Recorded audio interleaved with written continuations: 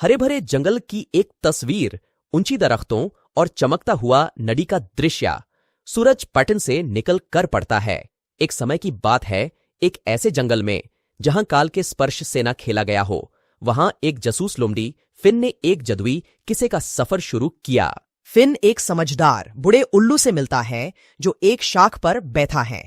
नकलचांद बेला Sami आसपास के पेड़ से देखते हैं। जब फिन जंगल में घूम रहा था तो वो एक बूढ़े उल्लू ओलिवर और खिलाड़ी बेला सैमी के दोस्त बन गए। फिन, ओलिवर और सैमी एक दरख्त की चौंकी हुई शाख पर खड़े हैं जिस पर एक छुपा रास्ता दिख रहा है जो जंगल के अंदर ले जाता है। ओलिवर ने एक राज बताया, एक छुपी खजाना की कहानी जिसे जंगल के गहरे भग में छिपा है।